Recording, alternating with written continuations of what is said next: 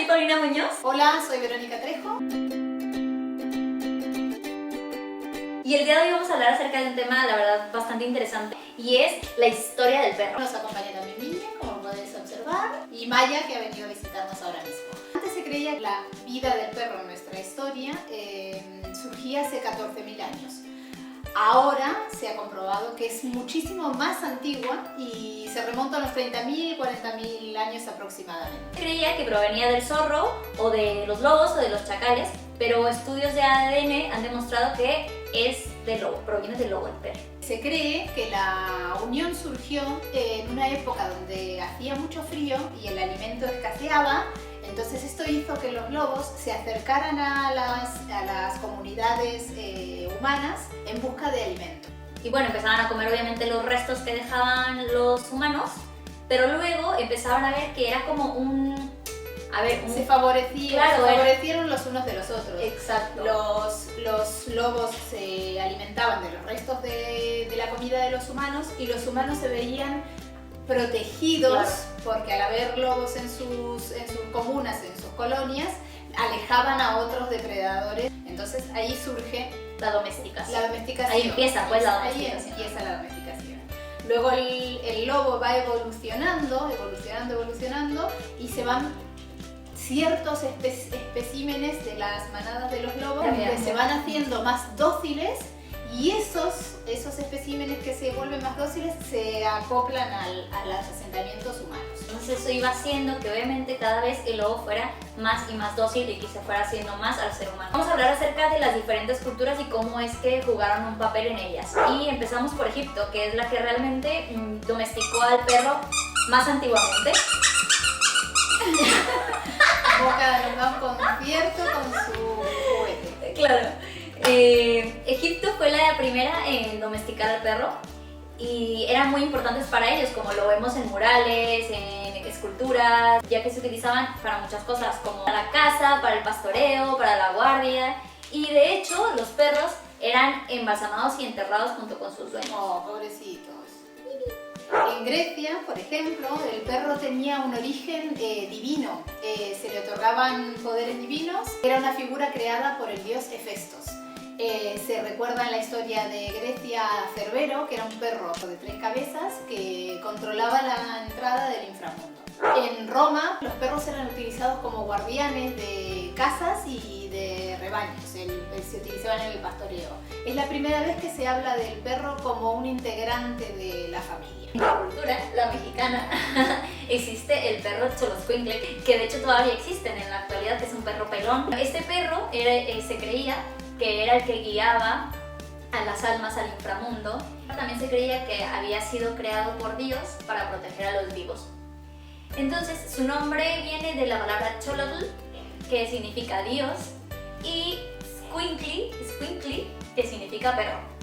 Y bueno, para ellos era súper importante y también eran enterrados junto con sus dueños. Llegamos a la Edad Media. En la Edad Media se eliminan todas las creencias y todas las virtudes supuestamente divinas del perro y se comienza a pensar en ellos teniendo en cuenta únicamente las utilidades. Se empieza a pensar en las diferentes razas y en las diferentes propiedades que podemos utilizar. Los nobles empiezan a tenerlos con ellos. Las clásicas imágenes que se ven de esta época retratan al perro en la caza y en la protección de las casas. Bueno, ya hablamos un poco como de cómo fue surgiendo en la línea del tiempo, ¿no?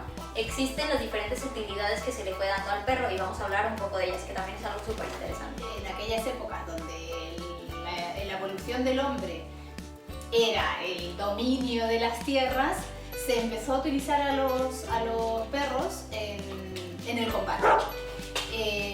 Se dice que se les ponía para esas ocasiones una especie de chaleco, una especie de armadura con pinchos y se les lanzaba. Estos perros eran los molosos, perros grandes, tipo fuertes, tipo mastines, exactamente, y se lanzaban en la primera línea donde chocaban y bueno, por supuesto que utilizaban sus mandíbulas para reducir al enemigo. El perro de combate. Pero qué canijo. Ayudó en las conquistas de los territorios. Otra de las formas en las que era utilizado los perros era como perros de trineo. Estos perros eran los más cercanos a los lobos y eran elegidos por la gente del Círculo Polar Ártico. Y estos funcionaban para jalar los trineos y aparte también para cazar. Y eran sumamente importantes para ellos porque eran su método de transporte, su método de caza, de un montón de cosas. Claro, ahora eso ha evolucionado y ahora son utilizados pues como competencias de trineo, activamente, claro. Uno de los usos más conocidos del perro es el del pastoreo. El perro de pastoreo surge en Europa en el siglo XV y es la herramienta fundamental para el pastor actualmente en la actividad. Ellos llegan a desarrollar una conexión tal que se dice que se pueden comunicar hasta con mirada. El siguiente son los perros de rastreo, o que se les conocen como de rastro, y son aquellos perros que han sido entrenados para poder discriminar olores. Esto se utiliza para buscar humanos y también para buscar ciertas sustancias como drogas. Y hay dos tipos de perros de rastreo, o dos áreas en las que se pueden desarrollar, que es el perro de rastreo en ciudad y el perro de área silvestre. Estos perros siguen siendo súper utilizados para poder encontrar personas y para poder encontrar como en los aeropuertos, las sustancias y etc. El perro de rescate también es muy conocido por nosotros, ya que se utilizan en zonas donde ha habido derrumbes, avalanchas, en casos como los de los tsunamis. Están los perros detectores, que bueno, estos son utilizados para las fuerzas de seguridad, que buscan explosivos, dinero, tabaco, medicamentos. Una de las utilidades más conocidas de los perros, o por lo menos las más amorosas, son las del perro guía. Estos perros están adiestrados para acompañar a personas invidentes o minusválidas con capacidades disminuidas y se transforman en su mejor arma, es decir, se transforman en sus uno ojos. solo, ¿no? Básicamente. Se transforman en uno solo, qué bonito eso que acabas de decir. Se transforman en uno solo. El perro complementa lo que le falte al humano y bueno, son equipos fantásticos que permiten que un humano tenga una vida desarrollada al 100%.